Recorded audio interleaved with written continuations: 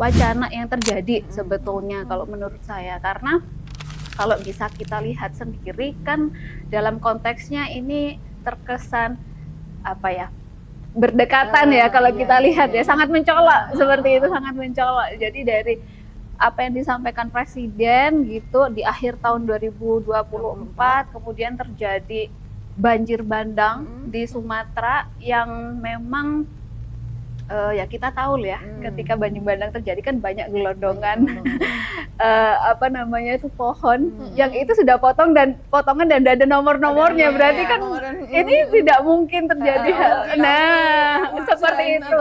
Wah, banjir nih saya akan belah diri, kan pohon nggak mungkin seperti itu ya, gitu. Sehingga ya ini memang sinkronisasi wacana yang terjadi gitu kalau menurut saya, seperti itu.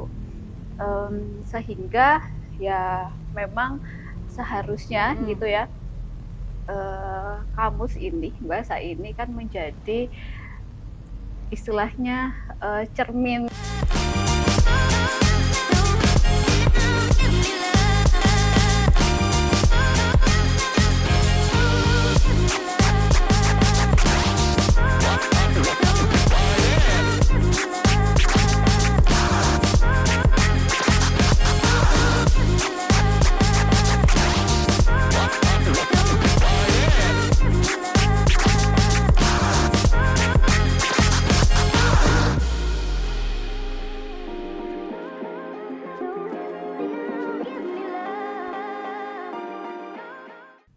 Mbak, sampean ngerti nggak ini yang lagi rame? Oh, soal pernyataan Presiden Prabowo terkait sawit yang dianggap sebagai pohon. Lagi rame Mbak, iki di X. Apalagi ini yang KBBI sekarang itu malah ini istilahnya katanya itu baru diperbarui, ada yang pro kontra. Katanya baru diperbarui, katanya itu udah lama 2028, dari 2008. Kami lama pokoknya, komentarnya lucu-lucu ya. Oh, sawit Zerlen. Oh, gantinya Konoha. Katanya Konoha yang berarti Sekarang jadi Indonesia is sawit Zerlen. I see. Pernyataan-pernyataan kayak gitu emang kan kontroversial ya, bukan hanya sebagai itu karena itu yang ngomong orang nomor satu di Indonesia, tapi juga secara bahasa dia memanfaatkan kata pohon untuk membuat sawit seolah-olah aman gitu. Padahal kita tahu sendiri kan dampaknya begitu luar biasanya di Pulau Sumatera, dari Sumatera Utara, Aceh, dan Sumatera Barat seperti itu. Tapi kok bisa gitu ya? Maksudnya dia kepikiran menggunakan kata pohon untuk menyelamatkan muka sawit. Atas untuk biar sawit seolah-olah aman. Oh iya. Ngeri juga sih Mbak ya. Tapi kayaknya kalau kita itu perlu dibahas deh Mbak. Menarik itu. Karena itu menarik dibahas, kita bakal bahas di Ngobrol Aja, bicara apa aja bisa di sini.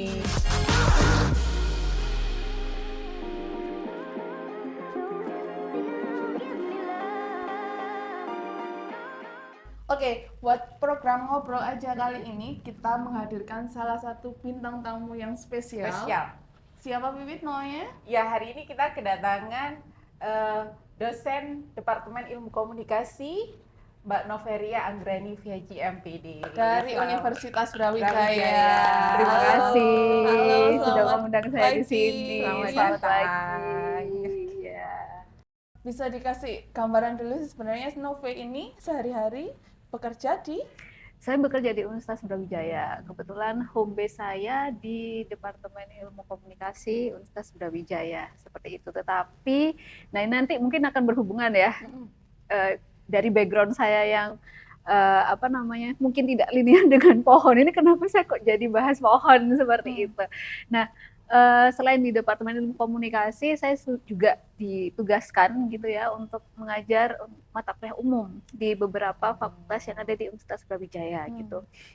untuk mata kuliah bahasa Indonesia. Nah, oleh sebab itu kemarin sempat gitu ya terkait dengan wacana yang seperti ini saya bawa di kelas gitu. Kebetulan saya ajar juga di fakultas itu ada yang dari pertanian, sehingga dari tulisan ini merupakan forum diskusi dengan teman-teman dari pertanian juga seperti itu. Oke. Iya. Lagi rame kan Mbak emang Betul, sekarang nih, betul. gitu ya, Nah, ini kan istilahnya.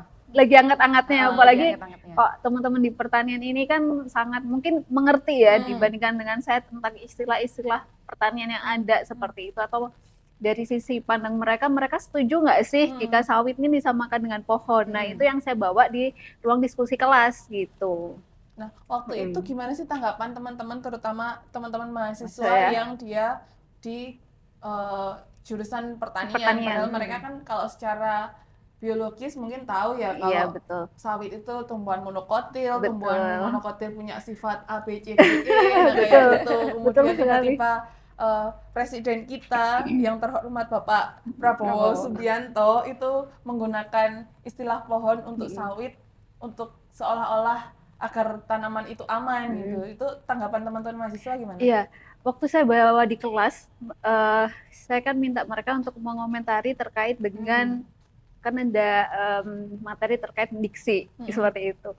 Kemudian saya tampilkan tuh pernyataan presiden, rame di kelas, wah gitu. Ternyata hal ini juga menjadi salah satu diskusi gitu ya di kelas dengan mata kuliah lain, dosen yang lain gitu.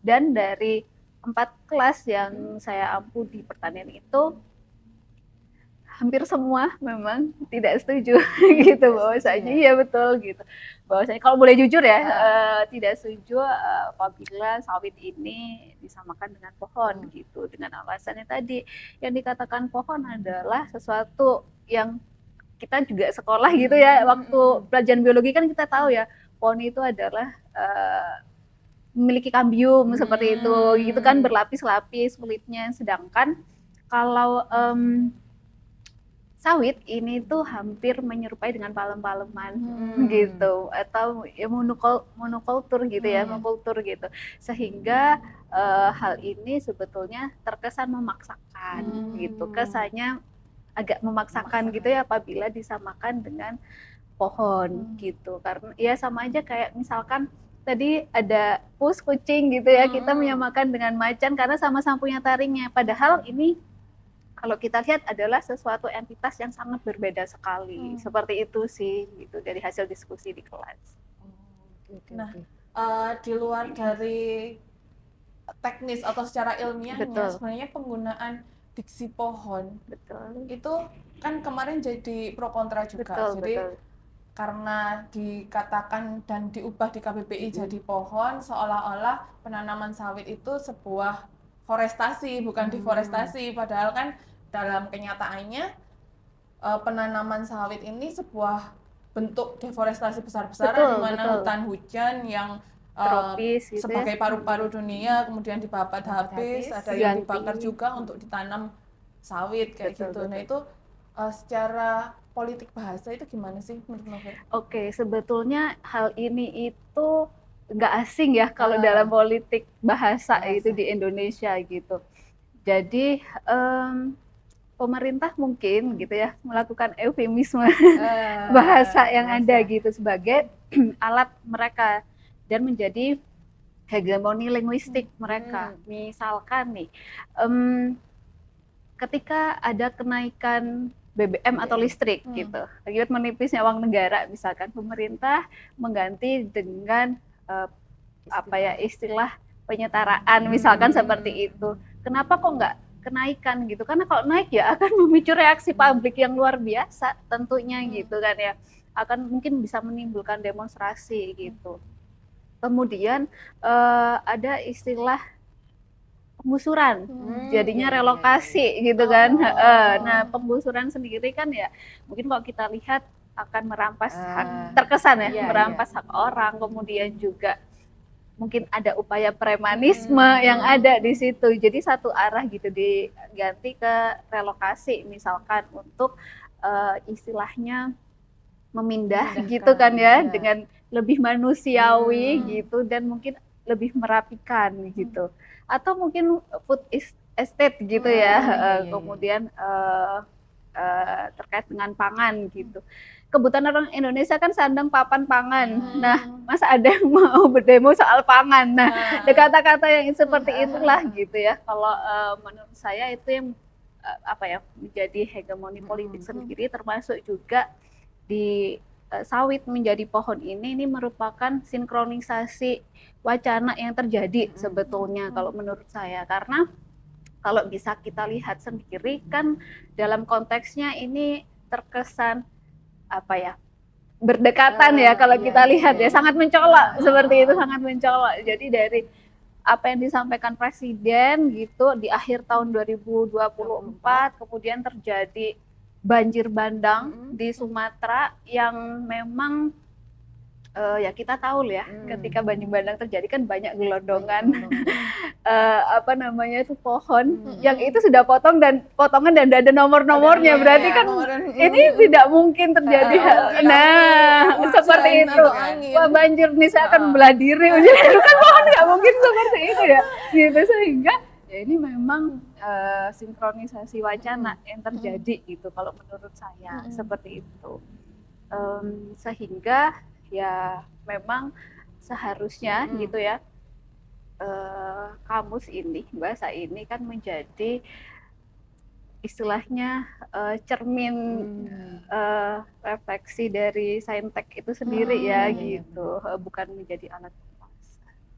Artinya ada upaya semacam rekayasa makna gitu ya atas fenomena ini. Nah, mungkin kalau kita lihat seperti itu ya, karena dengan waktu yang berdekatan ya, meskipun tadi disampaikan oleh Mbak Pipit gitu ya, ini ada yang mengatakan ini sudah ada di tahun 2018 atau 8 ya gitu. Kamu sih pengertian saya jadi pohon ini sudah ada berdasarkan dari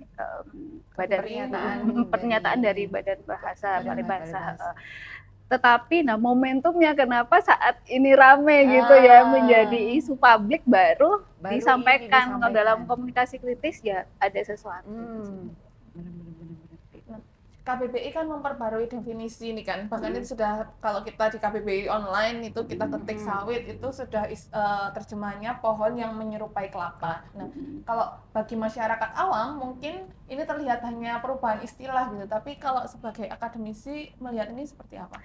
Oke, ini tidak, kalau menurut akademisi ini tidak hanya sebatas estetika diksi aja yang ada gitu, tetapi dari sini kalau kita lihat gitu ya, atau kita ketahui bahaya jika memang hal ini akan membentuk persepsi di masyarakat. Betul, karena ya kita tahu kan pohon itu memiliki aura positif menurut saya, di mana pohon itu sifatnya adalah melindungi gitu kan ya, bisa mengubah dari karbon dioksida menjadi oksigen untuk kita bernafas saat ini gitu, bisa mengubah tatanan iklim yang luar biasa sampai pada alat kita untuk bertahan hidup, ya kan, kayak misal di pramuka gitu ya. Kalau kita akan susah di hutan, apa yang bisa kita lakukan gitu. Kalau kehabisan air seperti apa? Kita cari pohon, kita di bawahnya ada air, karena ada resapan di dalamnya. Ya ini yang sempat saya diskusi di kelas itu dengan teman-teman di pertanian, bahwasanya memang bisa nggak sih sebetulnya sawit itu mengubah dari karbon dioksida menjadi oksigen gitu, seperti tanaman yang lain. Mereka menyampaikan ya bisa aja gitu. Untuk yang air, nah kalau air mungkin tidak akan semaksimal pohon, betul, karena kalau pohon yang kita tahu di hutan hujan tropis itu kan akarnya sangat kuat ya. Tapi kalau sawit tidak sebegitunya gitu. Nah, hal-hal yang seperti ini takutnya nanti ya ke depannya kalau sudah dari sini itu akan melenceng nanti sampai ke generasi anak cucu kita gitu. Jadi mereka itu menganggap bahwasanya oh ya sudah, namanya hutan gitu, barisan pohon sawit yang rapi gitu. Sudah tidak lagi mereka terbayangkan hutan hujan tropis yang kita miliki saat yang banyak jenisnya itu miliki saat ini gitu. Seperti itu sih. Nah, sebenarnya kan karena ini yang mengubah itu juga sebuah otoritas ya, Balai Bahasa kan sebuah otoritas yang mengatur penggunaan bahasa dan lain sebagainya. Seberapa besar kekuatan bahasa dan istilah dalam membentuk cara masyarakat memahami sebuah kebijakan? Oke, iya. Jadi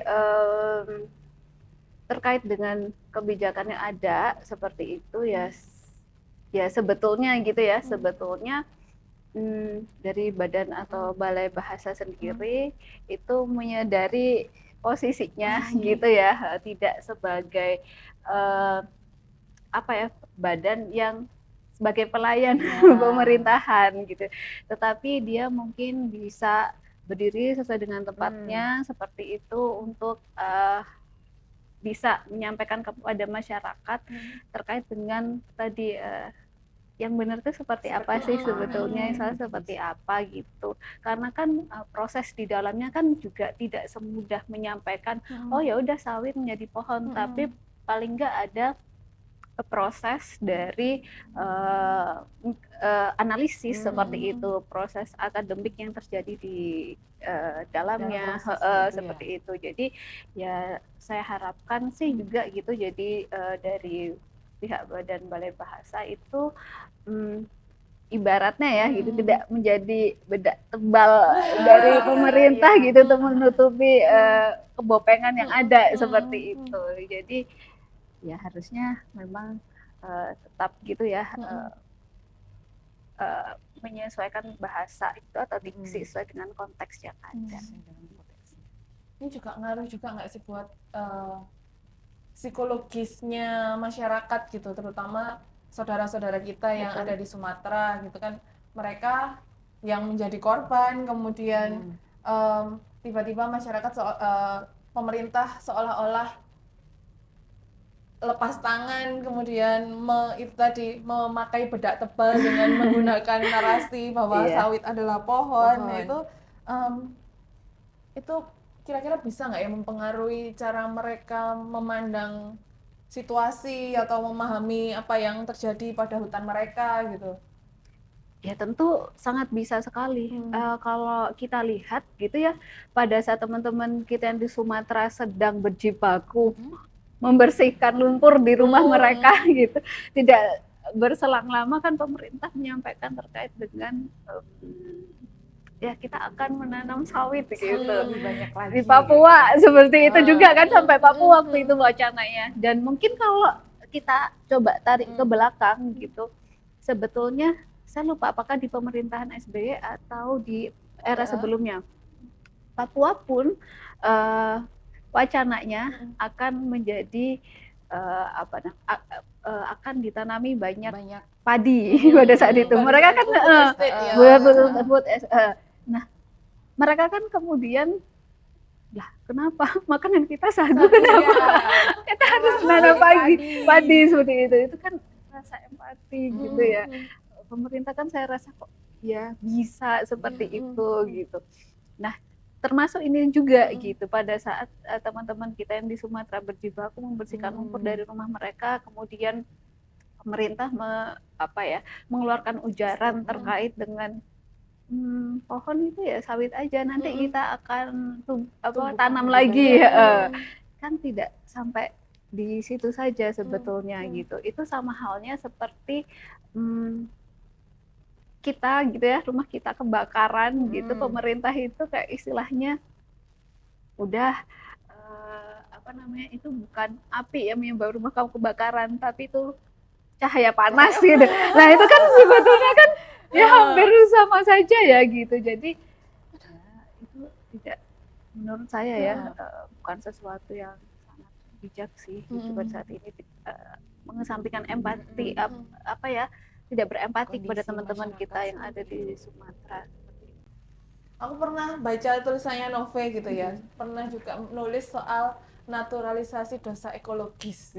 Nah itu terkaitnya itu apa? Kalau memang di tulisan saya itu ada naturalisasi dosa ekologis, itu yang dimaksudkan adalah proses gitu ya, perusakan dari lahan gitu yang sangat banyak sekali terjadi di Sumatera, tiba-tiba gundul dan sebagainya macamnya itu bisa gitu ya, seperti ya memang itu udah alami dilakukan seperti itu. Sudah kayak wajar. Udah wajar, udah alami dilakukan gitu. Kemudian jadinya menghapus istilahnya dosa deforestasi tadi melalui pemutahiran kamus yang ada. Nah, itu. Padahal kan yang tidak seperti itu ya seharusnya yang bisa dilakukan seperti itu sih. Nah, karena kan ini kita juga nggak bisa kan serta-merta meminta Balai Bahasa untuk merevisi apa yang sudah mereka lakukan, yaitu mengubah kembali definisi sawit menjadi mungkin tanaman monokotil dari marga palem-paleman dan sebagainya gitu kan nggak mungkin karena sudah diganti. Mungkin, tapi mungkin ada proses yang harus kita lalui bersama untuk pengajuan itu. Nah, menurut Nove, apa yang bisa dilakukan gitu? Mungkin dari sisi media, dari sisi pemerintah, dari sisi aktivis. Oke. Sebetulnya kalau dari sisi media sendiri kan Jatim Times ya. Oke. Paling enggak Jatim Times atau mungkin media-media yang lain, saya harapkan sih tidak hanya menjadi stempel dari pemerintah aja ya gitu.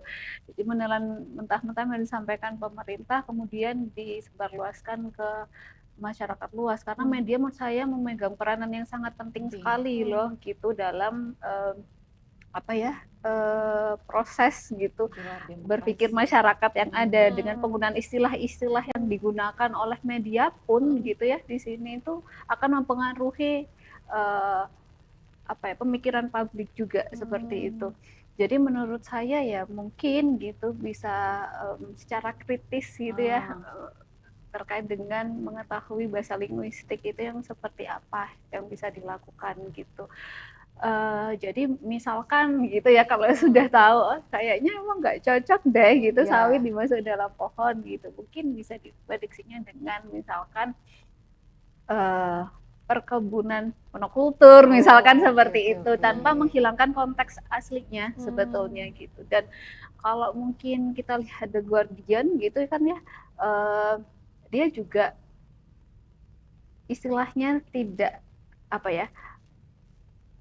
mengubah makna gitu ya, dia bisa menyampaikan sebenarnya misalkan tentang perubahan iklim gitu karena dirasa The Guardian perubahan iklim itu sudah berpotensi yang di level berbahaya gitu, dia menyampaikan dengan diksi krisis iklim misalkan seperti itu, jadi membuat kita aware jadi ini nggak hanya sekedar perubahan iklim saja ya gitu, tetapi ada proses di dalamnya yang kita bisa berpikir kalau seperti ini nanti berarti kita akan seperti ini dong, misalkan seperti itu gitu. Jadi ya menurut saya di sini menjadi garda terdepan lah media gitu. Ya sih emang kalau media itu kan garda terdepan, pasti apa yang kita tulis kebanyakan jadi rujukan kayak gitu ya. Betul. Nah kalau semisal ada salah dalam istilah misalnya kayak sawit ini jadi terus menerus ditulis sebagai pohon kayak gitu ya, itu nanti jangka panjangnya itu pasti kan memori pembaca kita seperti mana, itu jangka panjangnya seperti apa Kak? Iya, terkait dengan hal tersebut yaitu nanti seperti yang saya sampaikan tadi akan membentuk ingatan kolektif masyarakat yang luar biasa gitu. Mereka sudah tidak akan mungkin mengerti terkait hutan itu jadi hutan hujan tropis lagi, tapi jajaran dari sawit gitu yang sangat rapi itu tadi. Jadi di situ sih. Stempelin jadi kayak gitu. Tapi ngeri ya, di media sosial kan sekarang juga kayak gitu kan. Maksudnya kita kan lihat baca aja di media sosial kadang kan jadi diskusi, nanti kan lupa akhirnya kan itu jadi kebiasaan, oh ya sawit itu istilahnya udah jadi pohon sekarang, jadi itu nanti bisa sedikit-sedikit dari bertahun-tahun itu akan seperti itu. Betul ya, akan terbentuk memori kolektif di masyarakat yang seperti itu gitu. Karena diksi yang digunakan di media yang diucapkan berulang-ulang itu sudah mulai membentuk kayak hipnotis gitu ya. Betul. Kayak misalkan nih, kenapa kita kok sering menggunakan bahasa yang gaul atau tidak perlu di masyarakat atau menggunakan bahasa istilahnya campur kode gitu. Ya karena itu yang kita baca sehari-hari kan terbiasa menggunakan kata online daripada daring ya itu karena kita sudah biasa membaca juga gitu tentang hal tersebut gitu. Apalagi karena bahasa itu sifatnya kan kesepakatan ya, Betul, penggunaan kesepakatan. bahasa kesepakatan. Kalau Antar nanti suatu masyarakat. saat masyarakat sepakat sawit adalah pohon, ya habis. Tapi Ya karena sudah, itu betul. nggak bisa serta-merta disepakati Betul. kalau jarang digunakan. Betul, gitu. betul. Makanya dari mulai awal ya kita sudah harus dari konteks, berdasarkan konteksnya tadi. Gitu. Jadi tidak serta-merta istilahnya kita menjadi misalkan ya nanti gitu di badan bahasa juga tidak terkesan menjadi humas gitu pemerintah gitu ya, tetapi di sini bisa. Tapi kan sebenarnya ini kita cuma ngobrol-ngobrol aja, tapi karena kita bukan pemegang kebijakan, Ya, kita betul nggak bisa sekali. ngapa-ngapain ya. Tapi menurut Nove ini apa sih sikap ideal yang harusnya diambil oleh misalnya badan bahasa atau badan riset nasional gitu untuk menjaga kejujuran publik gitu loh soal pohon dan sawit atau mungkin istilah-istilah lain yang nanti akan digunakan gitu. Iya. Kalau menurut saya sendiri gini, suatu kata masuk di KBBI pun itu prosesnya nggak mudah ya sebetulnya gitu. Jadi ada beberapa proses atau tingkatan yang ada. Misalnya apakah suatu kata itu memiliki fungsi ganda nggak sih sebetulnya, atau misalkan berkonotasi negatif nggak sih gitu, atau misalkan kata-kata tersebut gitu ya sudah ada kata yang menyerupai nggak sih gitu. Sebetulnya kalau menurut saya sih Balai Bahasa sudah mengetahui hal ini ya, sudah lebih tahu lah daripada saya yang mungkin tidak pernah gitu ya terlibat langsung dalam proses kebijakan pembentukan kata dalam KBBI ini. Ya paling tidak gitu Balai Bahasa ataupun juga riset gitu ya, badan riset seperti itu ngobrol bersama tentang hal yang seperti ini sebetulnya gitu. Jadi lebih kepada ikut urun rembuk gitulah dalam kepentingan bersama gitu. Jadi tidak hanya serta-merta langsung satu pihak saja. Oh ya udah ini masalah diksi kan, ya udah sama Balai Bahasa, ya enggak gitu. Mereka butuh ngobrol bersama-sama gitu. Karena nanti kalau hasilnya meleset kan jadi salah nalar, salah berpikir bagi masyarakat, kesesatan berpikir seperti itu untuk kedepannya, dan ini sangat berbahaya sekali. Misalkan tadi kalau dilihat apakah sawit itu memiliki kambium gitu, misalkan oh tidak gitu, kemudian bagaimana dengan buku ajar yang sudah banyak yang kita pelajari gitu ya, pohon itu kan memiliki kambium, tapi ini seperti apa? Udah itu kan akan menjadikan masalah. Masyarakat bingung juga, Kesehatan berpikir nanti yang ada di masyarakat seperti itu. Jadi ya ketika terjadi kontroversi yang seperti ini, lebih baik ya duduk bersama gitu. Dari segi seperti apa, dan tidak istilahnya memaksakan gitu tadi, memaksakan gitu. Jadi yang sudah ada. Kan kemarin sempat ramai juga di TikTok, itu ada salah satu akun, saya lupa namanya, dia itu memviralkan istilah untuk kalau kita lapar lawan katanya kan kenyang. Betul. Kalau haus kan belum ada lawannya waktu beberapa waktu terakhir. Kemudian ada salah satu netizen memviralkan satu istilah Bandung kan nggak sih? Pandung. Nanti dikasih lupa istilahnya. Nah itu kita sebagai masyarakat bisa nggak sih kayak gitu lagi gitu, memunculkan bahwa mengusulkan untuk pada Balai Bahasa misalnya mengembalikan ini, kemudian mengembalikan definisi atau memberi definisi yang lebih detail gitu-gitu, memungkinkan nggak? Iya, itu juga sempat ramai ya terkait dengan lawan katanya sudah nggak haus apa nih, nggak salah Pandum atau apa, saya juga agak lupa sih gitu. Itu kok nggak salah pas sudah masuk KBBI ya gitu, karena saya juga sudah masuk KBBI ya. Jadi sebetulnya kalau bahasa itu kan tadi suatu kesepakatan bersama, entah itu kelompok atau tidak. Misalkan ya kalau dulu mungkin itu dari obrolan ringan saja ya gitu, dari obrolan ringan, kemudian kita mungkin mengenal bahasa prokem mungkin gitu ya, prokem bahasa gaul era dulu gitu ya, menyisipkan kata oke gitu dari nyonya jadi nyokap, gitu kan ya, bapak jadi iya, bokap, bokap. seperti itu kan juga bahasa yang diciptakan oleh sekelompok orang seperti itu, dan yang kemudian diakui sebagai istilahnya bahasa Indonesia. Bisa nggak sih kita menciptakan misalkan gitu ya bahasa kita sendiri kemudian diakui? Ya bisa saja ketika mungkin bahasa tersebut memang tadi memiliki beberapa unsur untuk bisa dimasukkan dalam KBBI tadi. Mungkin Pandum, iya ya Pandum atau apa ya? Itu memang belum ada gitu saat ini, maksudnya belum digunakan sebagai bahasa daerah, tidak memiliki makna ganda tadi, dan tidak membentuk konotasi yang negatif ya. Saya rasa mungkin ya bisa saja seperti itu. Oke, menarik ya obrolannya. Jadi kalau kemarin kan mikirnya pasti beberapa diskusi ya, ada beberapa teman kan memang yang pro dan kontra. Betul. Beberapa teman itu bilang malah penggunaan istilah gitu aja nggak ada ininya, Efek, efeknya, gitu kan. Tapi setelah kita irenungkan bareng-bareng ya, sebenarnya itu efeknya itu nggak kerasa hari ini, tapi kemudian kalau kita sekarang itu baca buku lah ya, baca buku itu kan pasti itu hasil dari karya sebelumnya. Nah itu mungkin kalau kita salah nulis hari ini, itu nanti jadi rujukan untuk anak cucu kita ke depan kayak gitu kan ya. Agak ngeri sih sebenarnya. Semacam bisik berantai kan itu. Kalau akan dilakukan terus-menerus, udah salah kaprah itu nanti di akhir. Nah, buat closing statement nih dari Nove terkait fenomena ini seperti apa nanti, mungkin bagaimana sih masyarakat menyikapi apabila ke depan barangkali pemerintah memunculkan istilah-istilah yang ajaib. Oke. Nah, ini yang sering saya ceritakan ya, pengalaman di kelas aja. Banyak masyarakat kita yang memaknai bahwasanya memang kosakata yang masuk di dalam KBBI itu dianggap kosakata yang sudah baku.